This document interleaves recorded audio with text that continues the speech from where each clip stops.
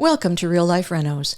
Diane Bergeron and I met through a mutual colleague, Ron Wickman, an accessibility architect with whom Diane consults now and then. Diane has a Master of Arts in Leadership and has put that to good use, working in government administration at the municipal and provincial levels before accepting her current position as President, CNIB Guide Dogs, and VP International Affairs, also for the CNIB.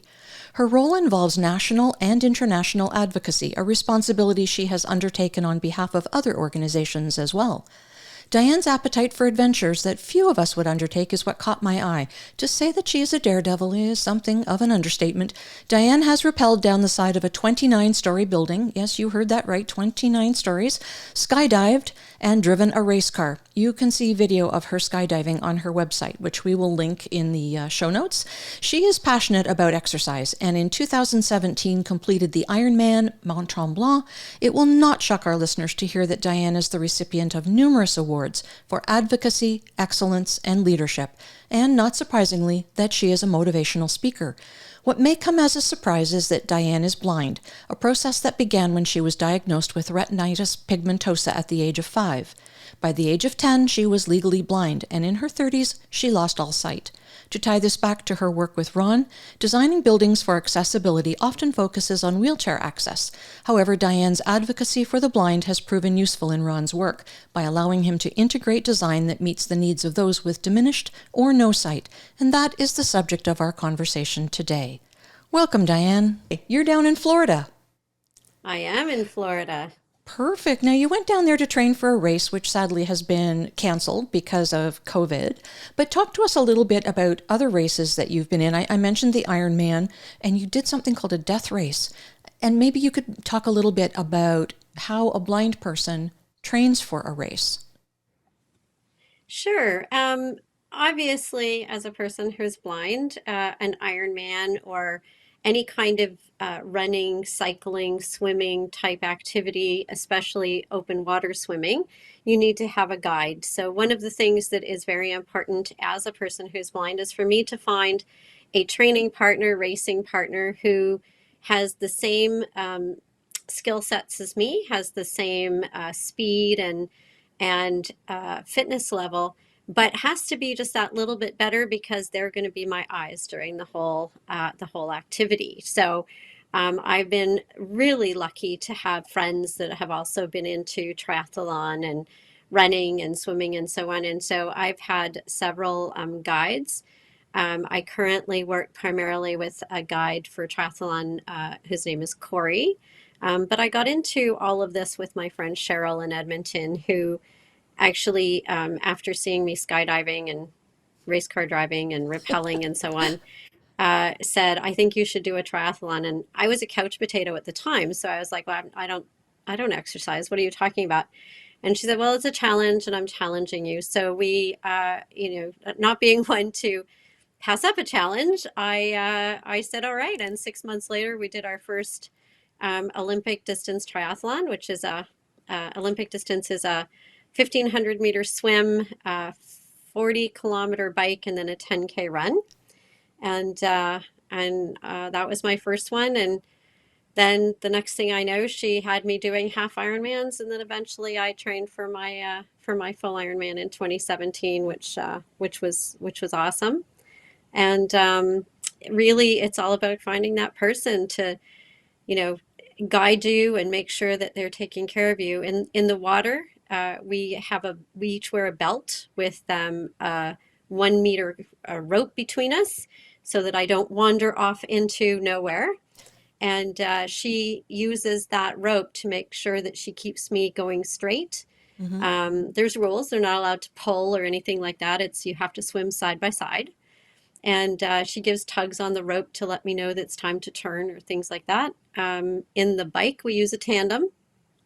So obviously I'm on the back and she's doing the steering. And then in the run, I literally just hand over hand. We just hold hands and we run beside each other and she guides me. So it's a lot of time together. It's a lot of communication and a lot of fun. It really, to do this. In fact, when I completed the Ironman in 2017, my guide cried when we crossed the finish line. And she said that was the most rewarding Ironman she had ever done, was to actually cross the finish line with a partner. She thought was amazing. So, can be fun for both. Aw, that's remarkable. Good for you. I don't see myself doing that, so I am really very respectful of the fact that you've taken that on. Any other races coming up? I mean, COVID, of course, is going to impact things, but are you training for something in the future? Well, as you said earlier, I'm in Florida. We were going to be doing the Disney runs. I was doing the 10K on the 7th of January, and on the 9th, we were going to do the full marathon. But due to COVID and some of the challenges, we decided that we wouldn't do the run. It's just too dangerous to at this time. Right. So right now, it's just going to be a matter of trying to keep my fitness level up so that when COVID is hopefully not as big an issue, I expect that I'll be back down here either next year or in the later this year to do a Disney run. And I love the Ironman is like a 2 year commitment of uh, nothing else in your life but training. You do your work during the day, you train in the morning, you train after work, you train all weekend. You really don't have a life other than work and training for the Ironman. Mm-hmm. In fact, I remember when we did Ironman 2017, Corey saw on the run there was somebody held up a sign that said, "If you're still married, you haven't trained hard enough," because it's really all consuming to do a full Ironman. Because I mean, for people who don't know, the full Ironman is a 4 kilometer swim, 180 kilometer bike, and a full 42 kilometer marathon, and you have to complete the whole thing in 17 hours. And if you're a second over 17 hours, you get a do not finish. There's no extra time for a person with a disability. You have to complete it in the exact same time as everybody else. So it's a daunting thing and it takes a lot of effort. But a half Ironman is really that's my favorite one. It's half of all of those distances. It's hard enough that you have to train, but it's not all consuming in your life. So I see me doing lots of half distance Ironmans in the future and a few more marathons. Fantastic. And of course, you're busy with your work, which is the subject of our conversation today. Hmm. Accessibility design is often thought of as benefiting people with mobility challenges, but there are a whole range of challenges: vision, hearing, all kinds of them. And I think the thing that people are most concerned about is that it's going to make their home look like some sort of an institution if they bring too many of these modifications in. Can you talk to us a little bit about modifications that meet vision accessibility needs? Sure. Really, when it comes to sight loss, you're looking at two different types of accessibility accommodation. There's different things that are color or light focused for people with sight loss who are not totally blind or extremely restricted in their sight. And then there's the tactile and sound for people who, and scent, I would say, for people who are totally blind or very limited. And sometimes you can combine those for someone who maybe has some sight loss that is deteriorating. And so you want to prepare them for every circumstance. So when I think about those two, when you're looking at the people with sight loss in general, color contrast, and really it doesn't matter what color you use, it just needs to have a high enough contrast so that you can see the difference between, for example, you can have a darker colored floor with lighter colored walls, or you can have a darker floor with a darker wall with a lighter um, baseboard, or something that clearly delineates the difference between the floor and the wall. Or you use darker furniture in a room with lighter flooring so that you can really see where things are. So it's really only making sure that your colors are contrasting enough that there's a clear difference for people who do have that ability to see contrast. Even if they can't see the item, they can see the change in color. Lighting is important. If you're looking at, for example, where the windows are positioned, to make sure that you can take advantage of the light, or if they don't have good outside light, putting lights in strategic places so that people can use the light. If that's all they can see is the light, they can use that light to go from one room to another. So that's really important for people with sight loss. Stairs, of course, thinking about making sure that people know where the stairs are. So you could be really strategic if it's tiled, or even if you're going to have wood or carpet, you can make the edging a different color contrast. And again, you can be creative and put some real interesting colors together to make it so that it's visible to someone with sight loss, and protect them from going head over tea kettle down the stairs. So things like that. And so it certainly doesn't have to be this black and white or black and yellow, something like that. It can be really, really interesting colors, and just as long as they're a different contrast. For people who are totally blind, like myself, I use tactile indicators. So we have, for example, we have tile in the kitchen and hardwoods everywhere else. So I know when I'm going into my kitchen, because the change underfoot goes from this smooth hardwood onto tile. There's a little bit of an edge between the two, so that gives me a little bit of indication there. You can use sound. I have heard of people that have a radio that they put somewhere in a room at the entrance, and they just have it playing low all the time, so that when somebody's walking into that room, they hear the radio or the noise, they can easily find their way through. That's Tactile. really clever. Yeah, That's very clever. It's just low tech. yeah, it's easy, right? A Bluetooth stick this new stuff, the new smart homes, right? Using Amazon or Apple or Google or whatever, one of these home pods, and you can strategically place them around your home and have them make a sound, so that you can find your way through different rooms and get an idea of where things are at.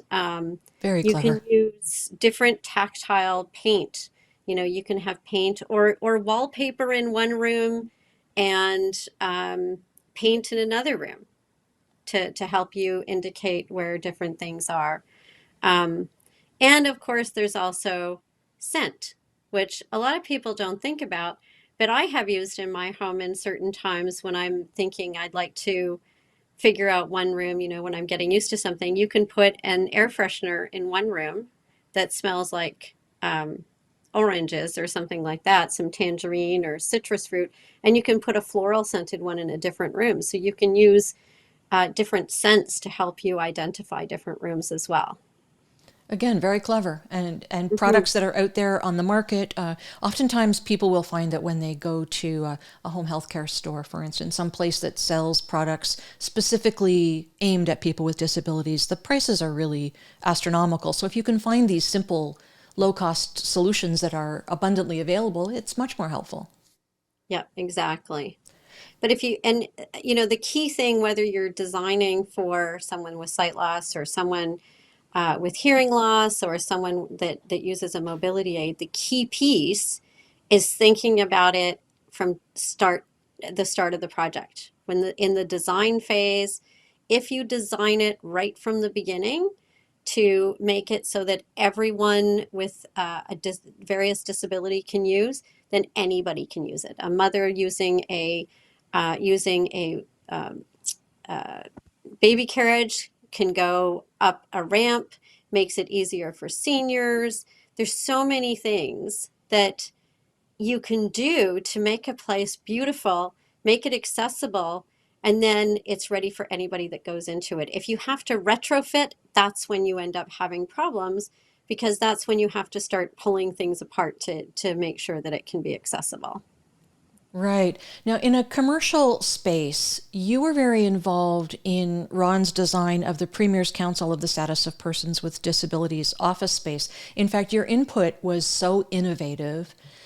There were flooring pieces and railing pieces Tell us about that because I think these are things that can be employed in a residential environment as well.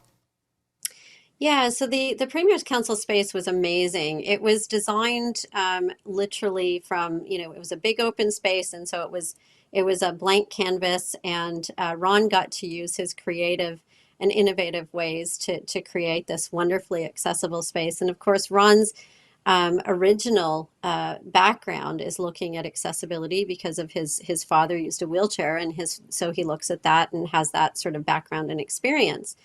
And so understanding that when you're looking at creating a space for someone who uses a wheelchair, that round walls is fantastic because then the person doesn't have to try and get around a corner and do a 3-point turn to get around it. That there is a visibility piece to it. If the wall is round, you don't have as many blind spots for when you're going around the corner.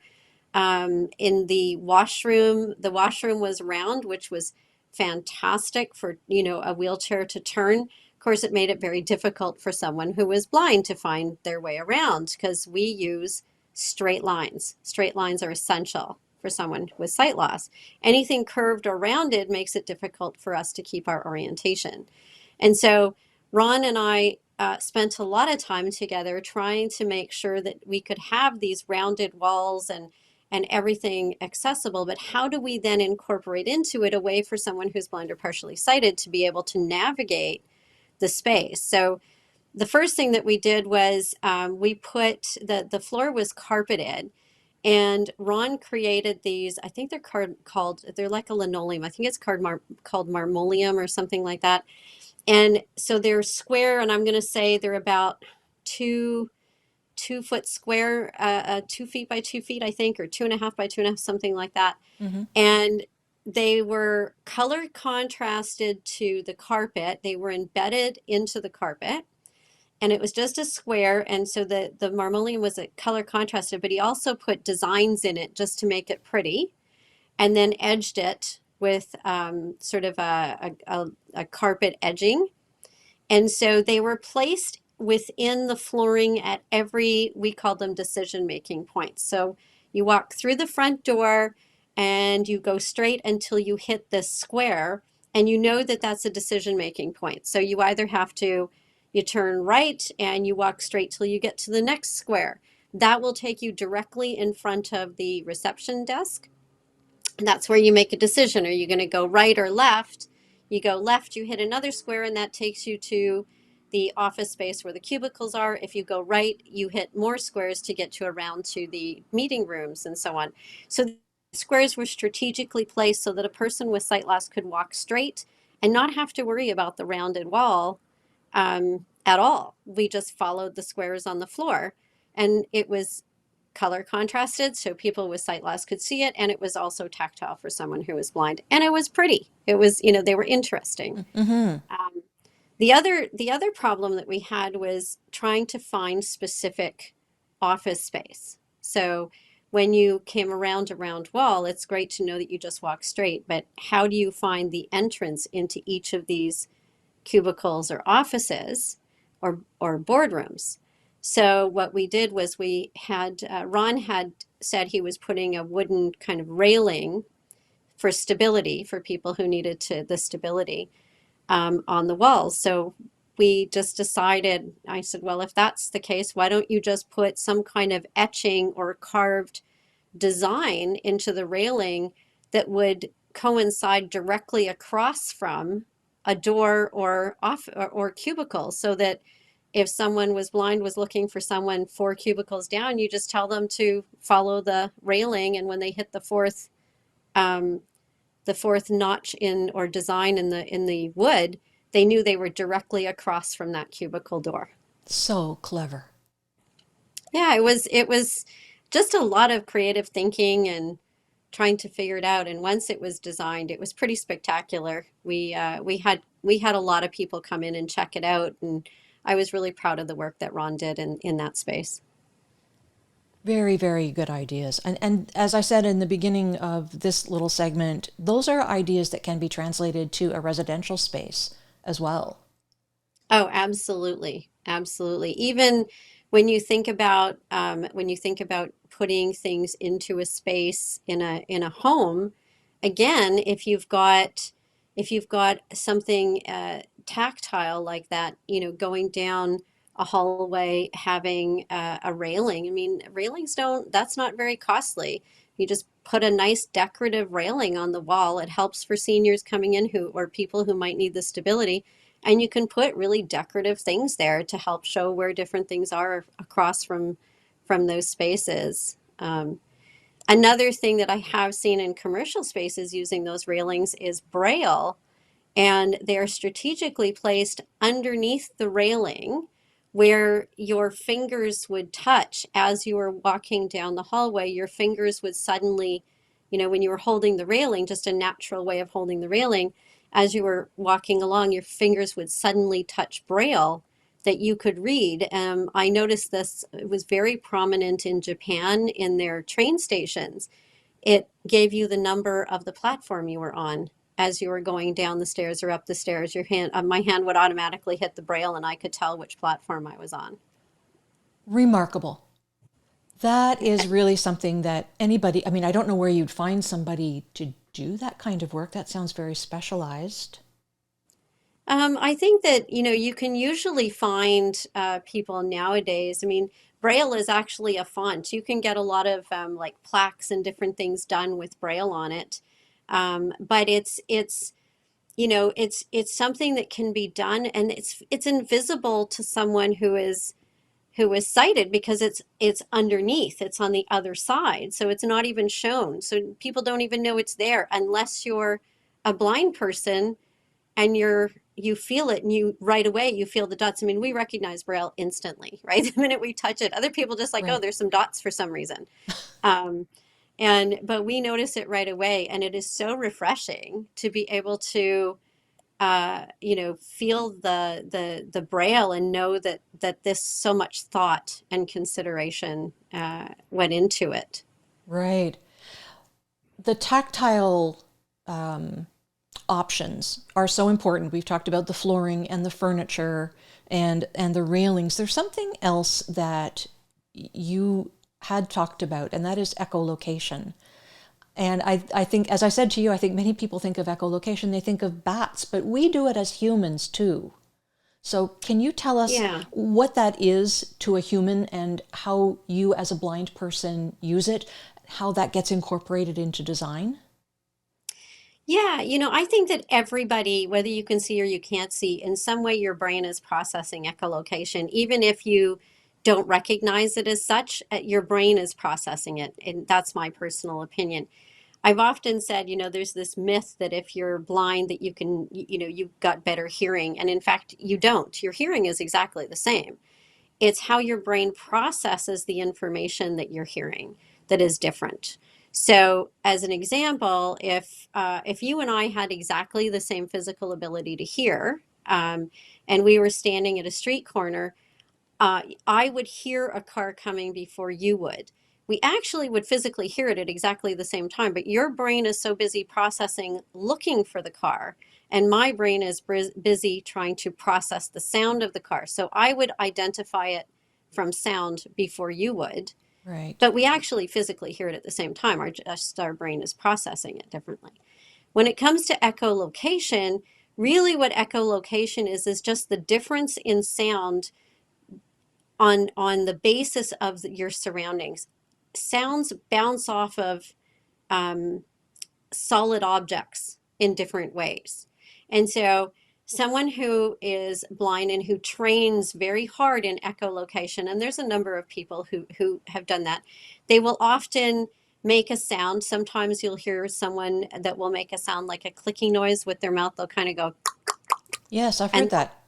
yeah, so that noise bounces off of different objects, and someone who's really good at echolocation can often find objects using that echolocation. Um, but there's other things, you don't want to be walking down the street making that noise all the time. People around you are going to look at you wondering what's going on.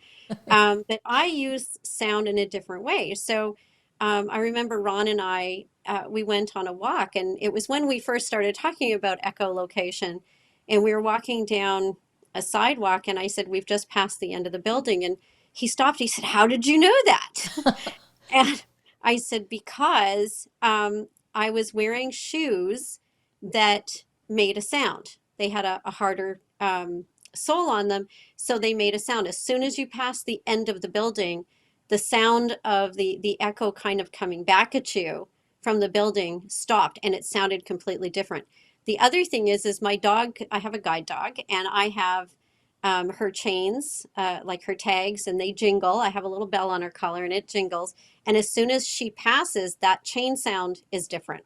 So you can identify a change in a space. You can identify if you're in say a shopping mall and you go inside. Sometimes they have the mezzanine. As soon as you pass from underneath that, into an open space, everything echoes differently, and you can identify where you are based on that echo and that sound. So it's not always the clicking. Sometimes if I'm trying to figure something out, I'll just snap my fingers a couple of times to kind of identify where things are.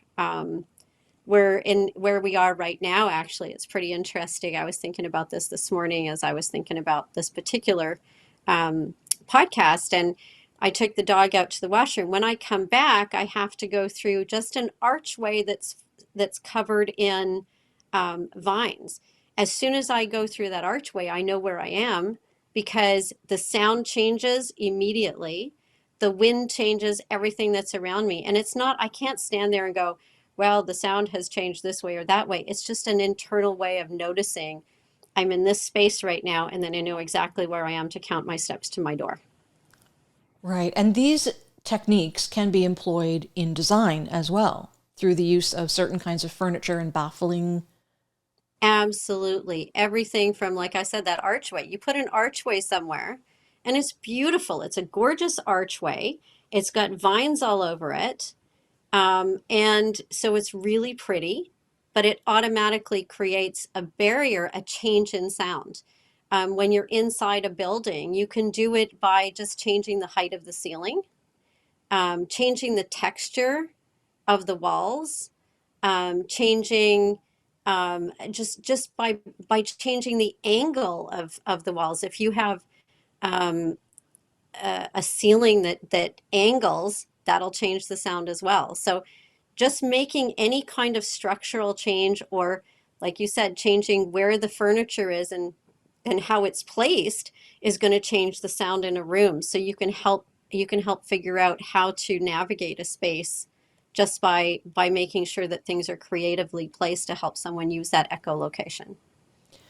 Sound and how our brains process it brings to mind electric cars. That has to be Yes. something that is a discussion for people who are challenged by vision loss because they are so quiet. Yeah, it's actually a huge issue. The World Blind Union, which is a global organization, advocacy organization, has been working with the regulatory bodies for cars to say there needs to be a sound. It doesn't have to be a loud sound. It just has to make sense that it sounds like a vehicle that's coming towards you, because once that car stops, the engine goes off and there's absolutely no sound. Right. You can't hear the wheels turn. You can't hear, if it's a quiet car and it's coming towards you, often you can hear the tires on the ground. But if it stops or it goes slowly, you can't hear that. And so you're going to cross the road because, contrary to popular opinion, our dogs don't see red and green. We have to decide when it's safe to cross the street. We have to give the dog a command to go forward if we're using a guide dog. It's the dog needs to determine when it's safe, and they're looking at the car too, trying to figure that out. And if I'm giving the dog a command and that car's sitting still, the dog's going to determine that it's safe. We start to move, the light changes, the car starts to move, and we're hit. Um, Now, the big argument that was said to us is that a car that is sitting still and not moving, doesn't kill anybody. And although that is true, the driver could easily step on the pedal and off they go. And I have no idea that they're coming. I can't jump out of the way. I wouldn't make the decision to cross the street without, if I could hear something coming. The other thing is that when we stand at a street corner and make a decision, the decision we're making is based on what we call the surges. So the you stand, you wait, and you hear the surge of either parallel or perpendicular to you. You hear the surge of the engines. You know that the lights just changed or that somebody has just moved. You don't have that with a silent vehicle. So it makes it very difficult for a blind person to determine when it is safe to cross a road. And, people have said it's up to the driver to stop and, to not hit someone. And my answer to that, one of my good friends who was working on this particular file said, well, I don't need my tombstone to say he had the right of way. So, Right. we don't want to have to prove that theory. Are they making So any progress on this? there are some regulatory changes that have occurred, but of course, there's a lot of vehicles that are already out there that don't have the sound incorporated. And, this is a safety feature. It is a definite safety feature. Um, and some of the car companies are getting pushback from environmental groups about sound pollution and trying to keep the sound down. And I completely agree with not wanting to have too much sound out there, but there needs to be enough sound to keep people safe on the roads. Absolutely. And the issue is magnified when we start hearing them talking about driverless cars or the ability for cars to drive on their own. How does a car sense that there is a blind person who is making a choice? I mean, it just gets, the issue compounds exponentially when you start talking about all Yeah. of these technologies incorporated into cars. Yeah. Now, once they have self-driving vehicles that I can be in, then you're not going to have to worry about me stepping in front of you. You're going to have to worry about me driving the car. Well, there's that. There's that. Hey, listen, I don't want to let you go before we have a chance to talk about the CNIB because they do such wonderful work. We've just talked a little bit about some of the advocacy, but there is more, and it's actually on such an international scale. There is a store, there are all kinds of things. Can you tell us about the CNIB and their work? Oh, absolutely. So CNIB was established in 1918. It was established in response to war vets coming home from the First World War who were blinded in battle, and also from the Halifax explosion. A lot of people were blinded, and so they started CNIB. We're more than 100 years old, which is it's a really long time for a charity, and really over that 100 years, the organization has changed significantly and how that it helps people with sight loss. That there used to be residential residences and schools, and of course all of those have closed now, and we do community work. We also work with our partner organization, Vision Loss Rehabilitation Canada, who does the rehabilitation pieces, teaching people how to use canes and live independently in their homes. And then CNIB is the other side of that coin, which is really the other pieces, right? It's beyond just learning how to function. It's the technology. It's the sport and recreation and leisure. It's advocacy and employment programs, and there's all sorts of other pieces that we do. We have a Lake Joe, which is our camp. We have a camp for people with sight loss, which is, I've often said that Disney says they're the happiest place on earth, but I call Lake Joe the happiest place on earth because it's so accessible and it's fun, and it's really designed for people with sight loss to go and have fun. They have a climbing wall. They have all sorts of water activities, and in the process, they're also helping people to do some get experience walking around and learning some of their independent skills. Um, we produce alternate format materials, so we have recording studios and braille production, and then of course my favorite is, because I work in it, is our guide dog program, which we only Yes. started in 2017. And of course, the pandemic caused a bit of problems with the border closures. People who would have normally gone to the United States to get their dogs ended up trying to get dogs in Canada. So our demand for guide dogs went up significantly, over 300% within 2020 and 2021.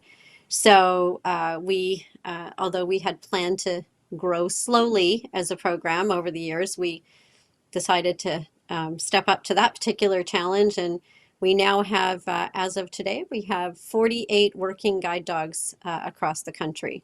So we're very proud of what we've done. We've got some property that we're building up to make sure we can bring in more dogs, and we're hoping to start our breeding program in 2022 and start breeding our own dogs for our program. And yeah, it's a very exciting program. We do also have what we call buddy dogs. So not all dogs are that come in the program are suitable as guide dogs for various reasons, either temperament or medical or potentially anxiety or body sensitivities and so on. And so we analyze and determine which career choice is best. And so guide dogs is the one that we have that is our key program. And then we have buddy dogs, which are dogs that wouldn't be great guide dogs, but they can be really, really good companions to a child who is blind or partially sighted or youth. And we partner them up, and it helps the child learn responsibility. And they have to continue with the obedience training and training with the dog. They have to feed and water the dog, take the dog out, pick up after the dog, walk the dog, groom the dog, so they get all the stuff that they need to know to take care of a wonderful dog, so that maybe in the future they may get their own guide dog. But the key piece we found in this, and we're starting to realize, is we started at, giving these dogs as lovely pets to these young kids. What we've realized is that it's helping the child with their orientation and mobility, because they have to use their cane and take that dog for a walk. And it also helps them with socialization, because a lot of kids on the block don't want to approach the blind kid with the cane. But I'll tell you, when they have a dog with them, it's attracting, and it's helping the child with their socialization, helping them to gain friendships. It's helping them within their family, sibling connections. The family comes together around this dog. It's been an absolutely phenomenal experience, and we're learning how these dogs can help. We have one child who has a buddy dog whose parents said that when the child lost his sight, it was due to cancer.